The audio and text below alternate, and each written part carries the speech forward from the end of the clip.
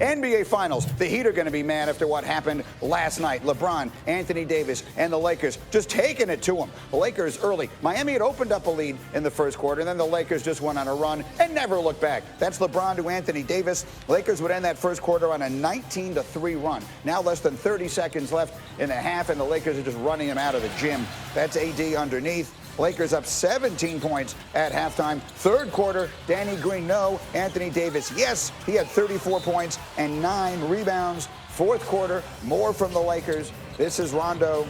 This is LeBron. And that's all she wrote. LeBron, 25 points, 13 rebounds, 9 assists. Lakers an easy win, 116-98.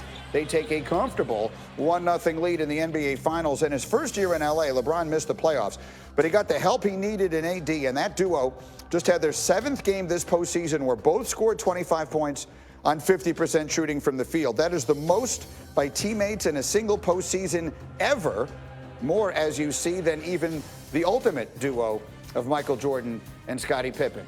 And here is a long-lost friend, Chris Bosh. It has been much too long since we've had a chance to say hello to you. Thank you so much for getting up with us here today. So, Chris, let's talk about this game last night. Obviously, it was a dominating performance from the Lakers.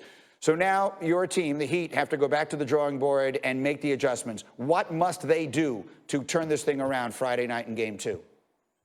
Well, I think first things first, just that graphic you showed up, it's really hard to stop LeBron and AD, but if they're both shooting over 25 points a game on 50% shooting, then, you're probably not going to win many of those games.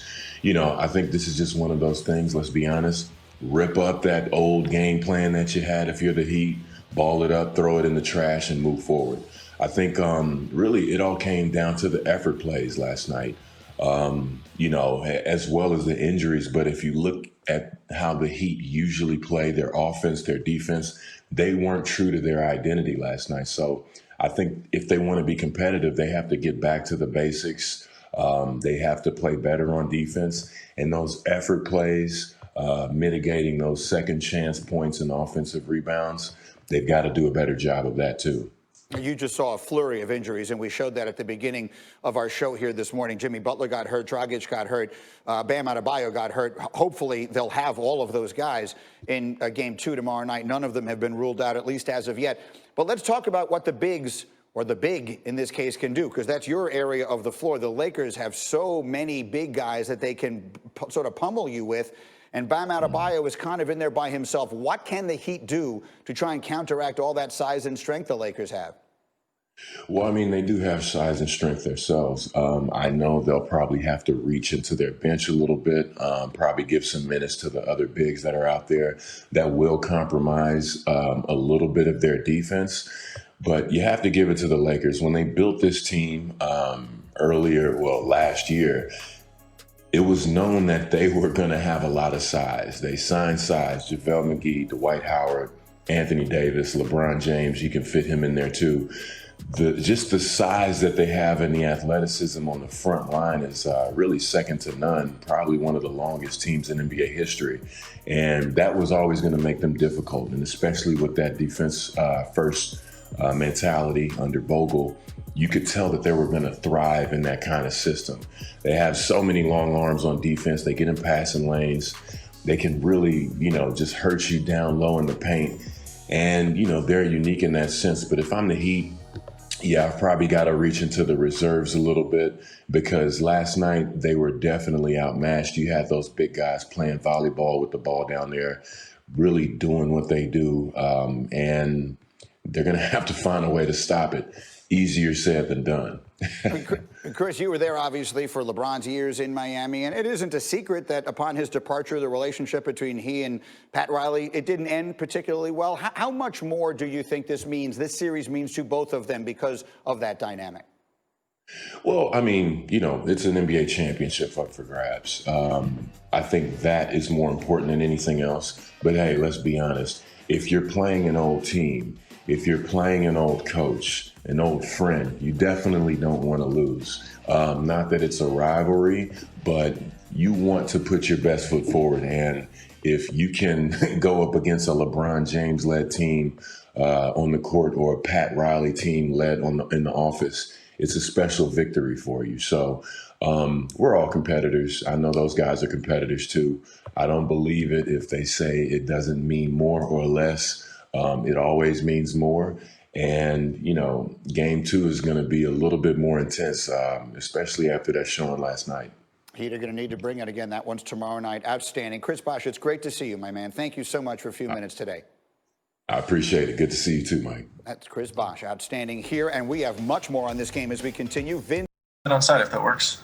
Okay, then we will start off with David Medeman.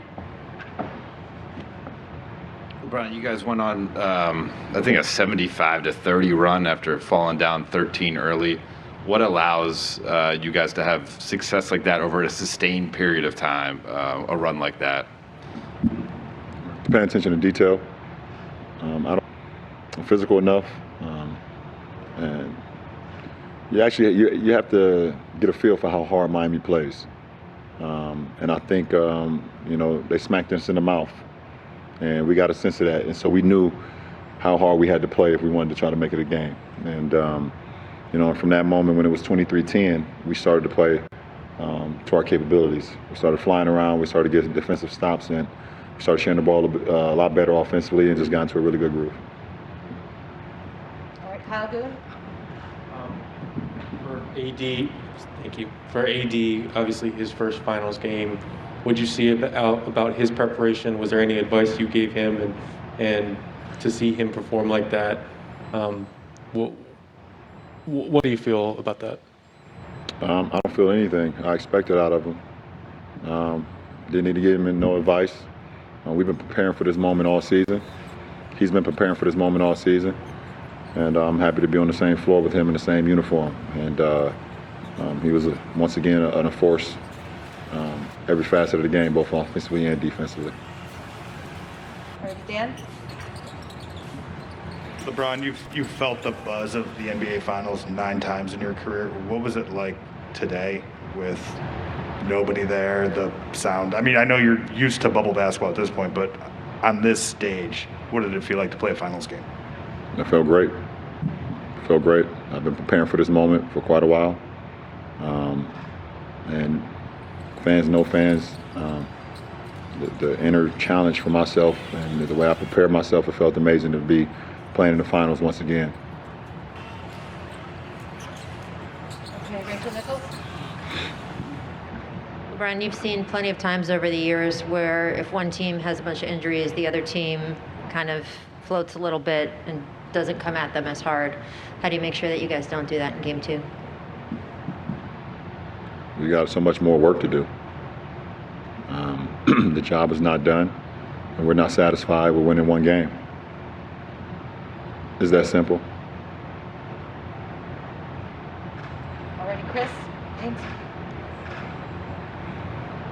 Bron, there was a few times where you guys got up big, and then there was a lot of celebrating going on, and I seen you sometimes you had to rein them in a little bit. What do you from your experience, what have you seen in the past that got you to the point where you felt like sometimes you just say like, okay, let's keep it on task? The best teacher in life is experience, and I've experienced moments in my career, finals games, where you had all the momentum in the world and you felt like you had the game under control, and one play here or one play there could change the course of a series or change the course of a game. And one in particular that always rings home for me is Game 2, the 2011 Finals in Miami versus Dallas. D. Wade hits a 3 right by that bench. I believe put us up either 13 or 17. And from that moment on, Dallas went on a hell of a run and finished it off with a Dirk Nowitzki left-hand layup to steal that game. That shit burns me to this day. So I always talk about the best teacher in life is experience, so I've experienced a lot. So that's what prompted me to be who I am today, is being able to have those experiences. Okay, we'll send it back to Will. Right, thank you. Yeah, we're going to take 3 more on my side. Tanya? Bron, I'm wondering in a game like this, when you guys have the kind of lead that you had, are you already thinking this is what we've done, this is what we could do better, here are some things that we're doing wrong? Were you already in that frame of mind during this game? Yeah, absolutely. I think you can learn so much more from a win than you can in a loss. And I can't wait to get, for tomorrow for us to get back together and watch the film and see ways we can be better and see some of the breakdowns that we had, especially in that fourth quarter, especially in that first 6 minutes of the first quarter, where we could be so much better defensively and also so much better offensively. So I can't wait. I'm extremely amped up about watching the film with our ball club tomorrow. I'm gonna watch some tonight, obviously, by myself, but looking forward to getting together as a group tomorrow.